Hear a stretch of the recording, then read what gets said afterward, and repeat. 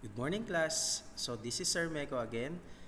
Today, we are going to tackle about our lesson number 2 in math, which is frequency distribution table and graphs. So I hope you will watch this video so that you can answer our seat work, no, na isa-send ko through our GC. Okay, let's start. So, syempre, let's have our learning objectives. So, first, you need to identify what is frequency distribution table. Second is create frequency distribution table. And the last one is you will try to interpret the data in frequency distribution table. Okay, so yan yung mga objectives na kailangan nyong ma-meet after nyong mapag-aralan at mapanood tong ating lesson. Okay, so next. Let's have here a sample survey. So, kunyari may nagpa-survey, no? Since malapit na yung Christmas, alam natin na marami, no? Marami ang makaka-receive ng gift at marami rin ang magbibigay ng gift. Pero ito yung question. Do you feel motivated to present gifts during special events? If so, do you expect to receive anything in return? Or do you think giving is preferable to receiving at special events? So, ano bang mas matimbang sa inyo, class? Is it better to give or than to receive, or it's better to receive than to give, no? So, ano ba sa inyo, no? So, tingnan natin, sample survey daw to, no? So, according to survey, suppose that in a survey on gift giving, so 71% of the respondents polled said that it is better to give gifts, no? So 71% daw ay bumoto na mas maganda ang magbigay, while 29% said it is better to receive. So medyo maliit yung bumoto dun sa mga gusto daw na maka-receive ng gifts. So depende naman to sa atin, no? Kung ano yung gusto natin, no? Pero sabi nga, it's better to give than to receive, no? Kaya mas malaki yung porsyento. Pero tignan nyo, class, pag pinag-add natin yung 71% tsaka 29%, ano ba yung kalalabasan niya? O, diba? 100%. So, ibig sabihin, yung survey niya is lahat nag-respond doon sa kanyang question. So, ngayon, class, this survey shows that statistics, yung ating lesson, has become a helpful tool in many aspects of our lives. Hindi lang dito sa pagkuha ng tungkol sa pagbibigay ng gift. It is also yung statistics din na ginagamit natin sa medicine, minsan ginagamit natin sa psychology, education, sociology, and other academic areas to discover ways to improve human lives. So, plus ang statistics, yung mga pinag-aralan natin ng lesson 1, no? So, yung gathering data, different types of data, different techniques of sampling, no?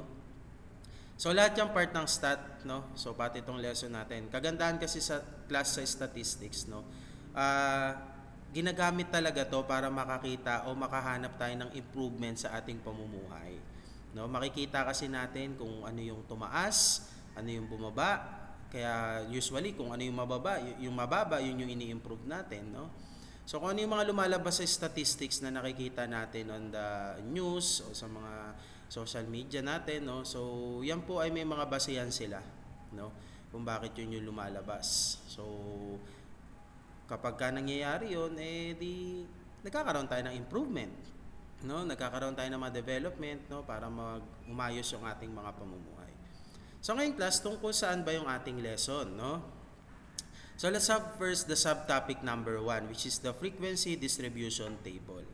No? So, class, itong lesson natin na to ay dapat matandaan nyo kasi sabi ko nga, lahat na ituturo natin sa stat ay magagamit nyo soon, no? Sa inyong pagdating nyo sa mga higher level. No? So, let's start. Ito na, sa mga mahilig mag-ipon dyan, sana gawin nyo to, no? May mga nag-iipon ba dyan? Mga mahilig mag-ipon ng pera nila, mga hindi gumagastos sa baon kasi may gusto silang bilhin, kaya sila ay nag-iipon. So, ito na. Suppose you are keeping track of how much money you have saved each week. No? You are able to save for the last 3 years, or convert natin yung 3 years, it will be 156 weeks. So, what do you think is the best method to organize this number? So, ano ba yung pinakamagandang method para ma-monitor natin kung yung tumataas ba yung ating ipon or hindi? No? Ano kaya maganda? Pwede ba natin itong isulat na lang sa kapirasong papel kung magkano yung naipon natin ngayong linggo or ngayong month, ngayong year, di ba? So, maraming ways, pero ito yung isa sa ginagamit, no, na paraan. So, to answer the question, class, you are going to study one of the ways of data collecting and arrangement. So, di ba, nung lesson 1 natin, tinuruan ko kayo kung paano mag-collect ng data at kung paano kayo makakahanap ng participant. So, once that you collect your data, it's time for you to know kung paano ba siya i-organize. Kung paano ba siya ilalagay sa isang organized na lagayan, no? So, ito yung tinatawag nating frequency distribution table, no? So, in this lesson, you will learn how to organize and describe the data in frequency distribution table correctly. So, hindi lang kayo basta mag-organize. Dapat matutunan nyo rin kung paano ba i-describe yung data na nilagay nyo sa frequency distribution table, yung tinatawag nating interpretation. No? Kasi hindi lang kayo basta dito maglalagay ng data, no? Kailangan i-explain nyo kung anong nangyari sa data na yon, no? Kung anong meron sa data na yon, no? So, let's unlock the content area vocabulary. So, ito yung mga possible na ma-encounter nyong mga words sa ating lesson. So, first, statistical table. So, it is used to organize data and to display it graphically. That is, no? So, statistical table, hindi lang siya naglalaman ng data. Siyempre, ipinapakita rin dito yung graph niya, no? Kung tumaas, kung bumaba, kung sakto lang, kung na-maintain niya ba, no? So, next natin is yung frequency distribution table. So, kapag sinabing frequency, it is a statistical table that deals with the frequency or the number of occurrences of a given variable for a specific experimental unit. So, pag sinabi nating frequency distribution table, class, dito kasi natin makikita kung ilang beses bang nag-appear, no, yung data na kinukuha natin. No? So, meron example dito sa kaliwa, makikita nyo, no? So, cats eating habits, ayan. So, si Tabi daw ay 4 na beses daw na malakas kumain. Mga ganun ba, no? So, ginagamit to para malaman natin, no, kung ilang beses nag-appear yung data na kinuha natin mula sa ating participant. Ilalagay natin siya sa isang organized na table, no? So, meron siyang parts, no? Merong parts yung ating frequency distribution table. So, ito po yun, no? So, una, meron tayong category. So, dito yung tungkol kung ano yung data na kinukuha natin. Diyan natin makikita yan sa category, no? Kung ano yung pinapasurvey natin. Frequency, dito natin makikita, class, kung ilang beses lumabas yung data na kinukuha natin galing sa ating mga participant, no? Diyan yung frequency. So, dito naman, class, is yung relative frequency, no? So, dito malalaman natin. So, out of the data na nakuha natin, no, ilang decimal, no, o ilan yung beses nag-appear yung isang data out of the whole data na nakuha natin. At yung percentage, class, ito naman yung percentage ng relative frequency natin. So, magkaugnay lang itong dalawa na to. So, si relative frequency kasi naka-decimal, si percentage naka-percent, no? So, para mas maunawaan pa natin, class, ayan, bibigay natin yung definition. When we say category column, so andyan yung mga things that we need to consider o yung mga data na kinukuha natin. Frequency is the number of times each category appears on the data set or kung ilang beses lumabas yung data, no, do sa ating survey or kung ano mang ginamit yung data collection method. When we say relative frequency, so it's a part of measurement compared to the whole sample. So, yung isang data, ilang beses lumabas out of the whole data gathering natin, no? So, meron siyang formula. Meron kayong solving na gagawin dito pero sobrang dali, no?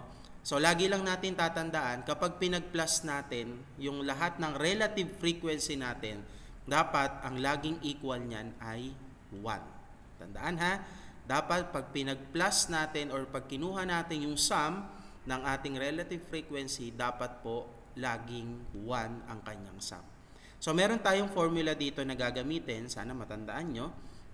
So, to get the relative frequency of each category, you are going to divide frequency over the total frequency. No? Excuse. So, ipagpa-plus nyo muna yung yung lahat ng frequency natin. So, that will be your denominator. So, yung frequency naman natin is yung frequency ng bawat data na kukunin natin. So, mamaya makakakita kayo na example niyan, no? Pag naman percentage class, it represent the measurements portion to overall sample, no? So, it express hundreds or percent. Likewise, the sum of the percentage must be equal to 100%. So, yung relative frequency natin class, i-convert lang naman natin siya into percent, no?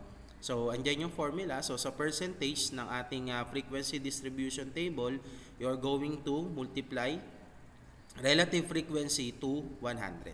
And don't forget to write the percentage sign, no? So, ayan po yung ating mga parts ng ating frequency distribution table o yung basic frequency distribution table natin.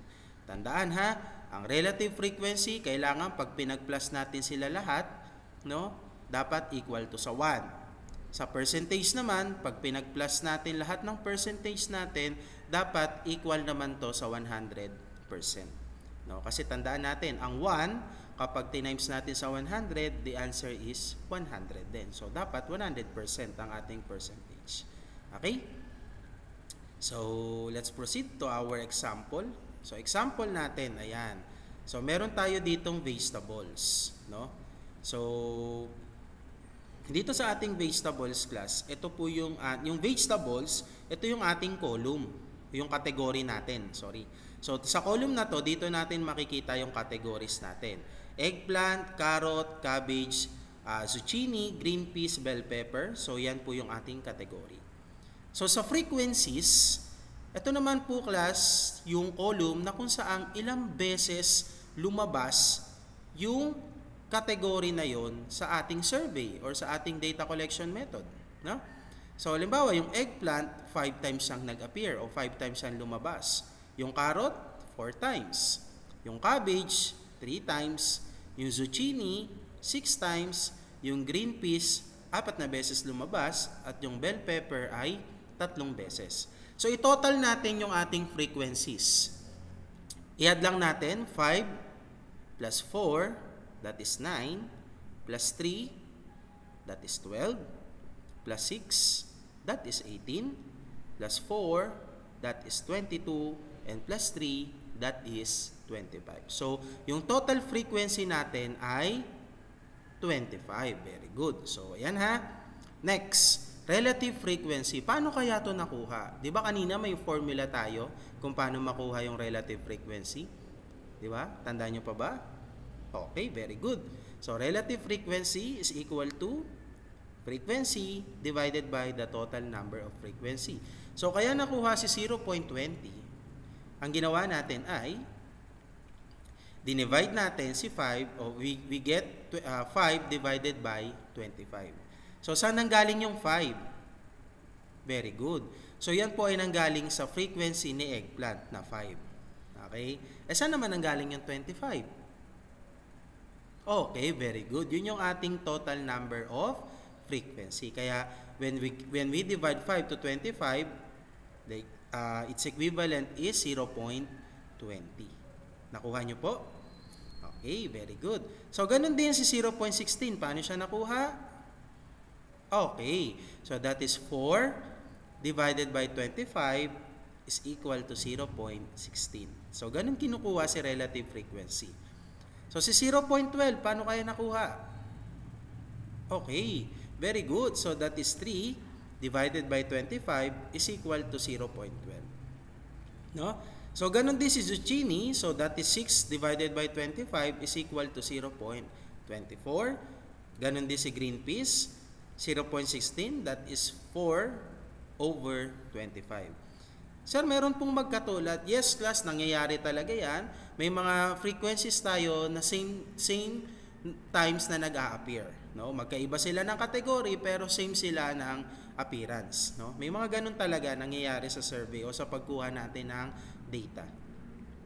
So, si bell pepper naman, so that is 3 over 25. Again, yung numerator natin dito sa ating relative frequency, yung nasa taas, that is our frequency, at yung nasa baba naman natin ay yung total number of frequency.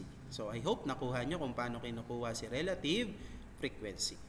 Okay? So, tingnan nyo class, when we add 0.20 o pag in-add natin yung relative frequency natin, so from 0.20, i-add natin sa 0.16, i-add pa natin sa 0.12, plus 0.24, plus 0.16, plus 0.12, ang kanyang sum po is 1 ang kanyang sum, no? Or 1.00 dito sa ating screen, no? So yun po, 'di ba? Tandaan, dapat ang sum ng relative frequency ay 1. Okay? So next, paano naman nakuha si percentage? 'Di ba may formula tayo doon? Okay, 'di ba? Yung relative frequency na nakuha natin, ita-times lang natin siya sa 100. Okay? So we have 0.20, that is our relative frequency, times 100 is equal to 20%. Very good, no? So ganun din sa baba, yung kasunod niya sa carrots. So we have 0.16 times 100 is equal to 16%, no? Huwag malilito ha, saan nanggaling yung 0.20? Yan po ay galing sa relative frequency. Yung 100 naman, galing naman yan doon sa ating formula. Kasi kailangan natin siya i-convert sa percentage. Tandaan natin, ang decimal number, kapag i-convert natin sa percentage, we just simply multiply it to 100. Okay? So, ganun din si 12%, nakuha siya because of 0.12 times 100 is equal to 12%. Okay? Next, 0.24 times 100 is equal to 24%. Di ba? Next, si 0.16 times 100, that is 16%. And last, 0.12 times 100 is equal to 12%. Ulitin ko lang ha. You need to multiply your relative frequency to 100 para ma-convert siya into percent, no? O percentage. So, pag pinag-plus natin lahat ng percentage natin, so we have 20%, plus 16%, plus 12%, plus 24%, plus 16%, plus 12%, ang kanyang total sum is 100%. So, yan po yung isang example natin. Opo? So, let's continue. Ayan. So, let's have another example. Ayan. After a survey, Gina gathered data about the fruit preferences of some grade 7 students. Yung mga grade 7 students, kinuhanan niya daw kung ano yung mga prutas na gusto nila. The result is presented in the table below. So, tingnan nga natin kung ano nakuha ni Gina. Oh, so orange, apple, banana, orange, mango, mango, orange, orange, banana, apple, apple, banana, apple, orange, orange. So, yan yung mga nakuha niyang survey, no? So ngayon, first question class, how many of each fruit are there in the data gathered? So ilan ba lahat yung prutas na nakuha ni Gina coming from the survey na ginawa niya? So bilangin mo lang. So you have 1, 2, 3, 4, 5, 6, 7, 8, 9, 10, 11, 12, 13, 14, 15. So 15 na fruits coming from the different participant yung nakuhang sagot ni Gina. Now, pangalawa is, paano natin gagawan ng distribution table yung data na nakuha ni Gina? So, panoorin nyo mabuti kung paano tayo gumagawa ng frequency distribution table galing sa isang data na ungroup, no? So, let's start. Ayan na. Steps in creating a frequency distribution table. So, dapat nasa tabi nyo lagi yung inyong data na nakuha, ha? Huwag nyong iwawala. So, number 1, start by transforming the raw data o yung tinatawag nating ungrouped data. So, ito po yun, yung nasa taas na naka-table, into a group data by considering the frequency per unit. So, alamin natin kung ilang beses nag-appear yung bawat data na nakuha natin. Okay? So, example, ayan. So, pangalawa, let's determine the categories. So, based on the raw data, ano ba yung mga kategory na kinuhanan o na nakuha o balak hanapin ni Gina? So, di ba, we have orange, apple, mango, and banana. So, karamihan, yan po yung kanyang kategory. So aalamin natin class kung ilang beses nag-appear yung mga prutas na yan sa participants na tinanong ni Gina. No? So we will just simply count frequency per fruit para malaman natin. So let's count. Orange, ilang beses kaya lumabas ang orange? So we have 1, 2, 3, 4, 5, 6. Meron pa ba? Okay, so wala na. So 6 na beses lumabas si orange. So yung 6, yun po yung ating frequency para kay orange. Ayun, kita nyo po ba? Next natin is apple. Ilang beses kaya lumabas ang apple? 1, 2, 3, 4. Meron pa ba? Wala na. Okay. So, yung apple is 4 times na nag-appear sa kanyang data. Okay? So, sulat lang natin sa frequency is 4. Next natin is yung mango. Sino may mahilig sa mangga dyan? Okay. So, mango natin, ilang beses lumabas? 1, 2, wala na. So, 2 beses lang lumabas yung mango. So, doon natin siya ilalagay sa tapat ng mango. So, frequency ng mango is 2. At yung banana ay ilang beses lumabas? 3 beses, no? So, yun yung natira natin. So, makikita nyo sa frequency class kung how many times nag-appear yung data na yon. So, yung orange, 6 na beses o 6. Yung apple is 4. Yung mango is 2. And yung banana is 3. So, syempre, don't forget to get the sum of your frequencies. No? So, that is 6 plus 4, 10 plus 2, that is 12 plus 3, that is 15. And that's it. Nakuha na natin yung frequency per fruit. No? So, ano yung next natin kukunan? Okay. So, ang next natin is we will compute the relative frequency. So, tandaan na yung formula ng relative frequency, that is frequency divided by the total sum of the frequencies, no? So, since 15 po yung ating total, i-divide natin yung bawat data natin o yung frequency ng bawat category natin sa 15. So, para kay orange, no? So, ayan yung formula natin, ha? So, that is frequency over total frequency. So, relative frequency ng orange, so that is 6 divided by 15. Again, saan nanggaling yung 6? Very good. Yan po yung frequency ni orange. At yung 15, saan nanggaling? Very good. That's the total of our frequencies. So, 6 divided by 15, that is 0.40. Okay? So, kay apple naman, we have 4 divided by 15, that is equivalent to 0.27. Si mango naman ay 2 divided by 15, that is 0.13. At last, si banana is 3 divided by 15 is equal to 0.20. So, yan po yung ating mga relative frequencies na nakuha. No? So, ilalagay na natin siya sa table. So, ayan na po. So, si orange, 0.40. Si apple, 0.27. Si mango, 0.13. Si banana is 0.20. Pag pinag-plus natin ang ating relative frequencies, ang sagot po dyan is 1. Okay? So, yan po yung 1. Yan. So, next natin kukumputin ay siyempre yung ating percentage. So, again, paano nga kino-compute? Okay, very good. So, you are going to get the product of relative frequencies times 100. Okay? So, let's start. Ayan na po. No? Makikita nyo dyan, class. Si 0.40, i-times lang natin sa 100, that is 40%. Si 0.27, when we multiply to 100, that is 27%. Si 0.13 times 100, that is 13%.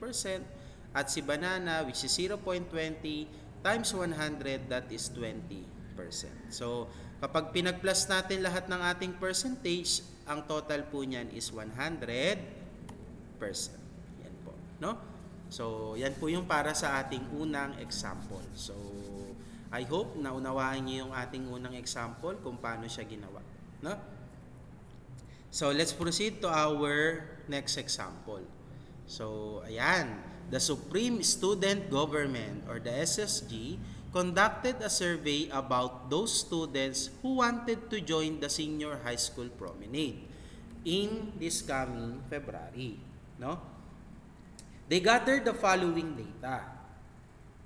So, 40 will attend, 25 will not attend, and the rest are still undecided. So, si SSG daw ay nagpa-survey, no, kung ilang senior high school ba yung gustong pumunta sa kanilang gaganaping prom. So, according dito, so yung data na nakuha nila is 40 lang yung a-attend, 25 yung hindi a-attend, at yung the rest ay undecided pa or hindi pa sigurado kung makaka-attend or hindi. No? So, let's have the following question. Letter A. If there are 135 senior high school students, how many are still undecided? 135 daw yung total population ng senior high school. No? Ang tanong, ilan lang daw ba yung undecided? Yung nandito sa data natin, 40 lang yung a-attend, 25 lang yung hindi a-attend. So, hinahanap kung ilan yung undecided. So, paano gagawin natin doon? Okay, so very good. So, we just simply subtract 135 to 65. So, saan natin nakuha yung 65? So, yung 65 class, nakuha natin yan nung pinag-plus natin yung 40 na a-attend at yung 25 na hindi a-attend. So, when we add 40 to 25, that is 65. So, tapos, after natin makuha yon, ipagsasubtract lang natin. 135, the total population of the school o ng senior high school, minus 65 is equal to 70. So, ibig sabihin class, 70 po yung hindi makaka-attend. No? 70 yung undecided, no? 70 yung undecided, yung hindi pa sigurado kung a-attend or hindi. So letter B, what is the percentage of students in each category? No? So ilan daw yung percentage nung bawat data na nakuha ng ating SSG doon sa ating category. So umpisahan natin doon sa mga a-attend muna, no?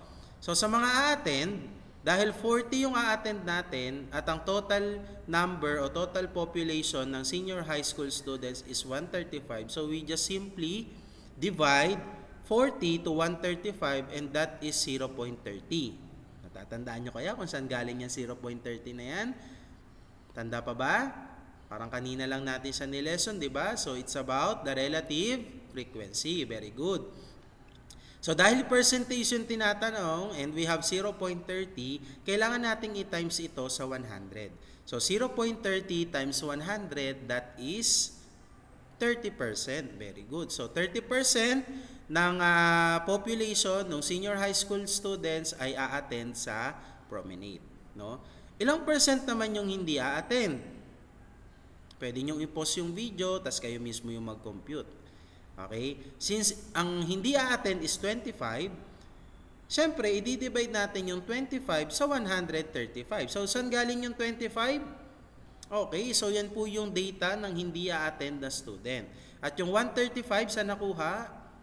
Okay, very good. So, yan naman po yung total number of senior high school students. So, when we divide 25 to 135, that is 0.19, no? So, syempre, times natin sa 100 si 0.19, that is 90%. Very good. So, ibig sabihin class, 90% ng student from the senior high school ay hindi a-attend ng ng promenade. Ayan. So, again, 19% ng student from the senior high ay hindi makaka-attend ng kanilang promenade. And let's have the third one. Ayan. So, ilang percent naman yung not decided o yung hindi pa nila sigurado kung sila ay makaka-attend o yung mga undecided student, no? So, we have 70, di ba? Yun yung total number ng mga undecided students. So, 70 divided by 135 is equal to 0.51. And syempre, kailangan i-convert sa percent. So, 0.51 times 100, that is 51%. Very good. So, ayan na po. Kapag tinotal natin yung ating data na nakuha, yung percentage niyan, so 30% plus 19%, that is, Okay, 49% plus 51%, that is 100%. So, yan po class yung ating percentage. Ngayon, let's have the letter C. Ito na yung gagawin natin. Kailangan natin gawa ng frequency distribution table yung ating problem kanina. So, di ba may nakakuha na tayong mga solution kanina? Okay? So, umpisahan muna natin yung paglalagay natin ng frequency. So, the SSG survey result, ayan, ang total number of respondents nila is 135 about senior high school promenade. So, ito po yung ating table. Ayan.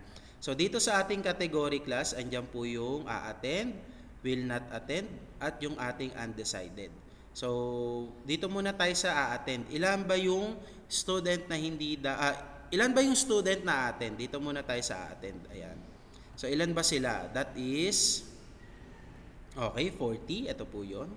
Okay, we have 40 result. Dito naman tayo sa will not attend. So, ilan ba siya? Okay, 25. Very good. Ayan po, 25. At yung isa naman is yung undecided. Ilan sila lahat? That is, okay, 70. So, ayun po. So, i-total natin yung ating frequencies, no? So, that is 40 plus 25 plus 70. The equivalent is 135. So, ang total sum ng ating frequency ay 135. So, kaya natin siya tinotal kasi para makuha natin tong relative frequencies, no? So, let's proceed to our next step. Ayan. So, to get the relative frequency of the students who will attend in the senior high school promenade, we just simply divide 40 to 135. So, again, itong 40 na to, that is the frequency of a-attend the student, at yung 135 is yung total number of frequencies. So, 40 divided by 135, that is 0.30. Very good. So, next, ilan naman ang relative frequency ng hindi a-attend, no? So, that is 25 divided by 135 is equal to 0.19. So, 0.19 plus yung relative frequency ng mga hindi a-attend the student. And next, kunin naman natin yung relative frequency ng mga undecided students. So, we have 70 divided by 135, that is 0.51. So, yan po yung relative frequencies natin dito sa ating data, no? So, kapag pinag-plus natin yung 0.30, yung 0.19, tsaka 0.51, dapat ang lalabas po dyan is 1.00 or 1, no? So, yun po. Yan yung ating relative frequencies. So, next, kailangan nating i-convert yung ating relative frequencies into percentage. So, gaya nga na sinabi ko, you just simply multiply your relative frequency to 100. So, 0.30 times 100, that is 30%.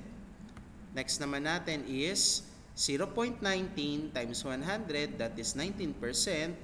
And the last is 0.51 times 100, that is 51%. So, kapag pinag-add natin itong tatlo na to, yan 30%, i-add natin sa 19% at sa 51%, ang lalabas dyan is 100%. So, ayan po. Nagawan na natin ng frequency distribution table yung ating SSG survey result. So, class, I hope you understand, no, kung paano gumawa ng frequency distribution table. No, always remember lang yung formula natin to find the relative frequency and the percentage. At syempre sa frequency class, titignan nyo lang naman dyan kung ano yung kung ilang beses nag-appear yung data o yung category na yon, no? So ganun lang siya.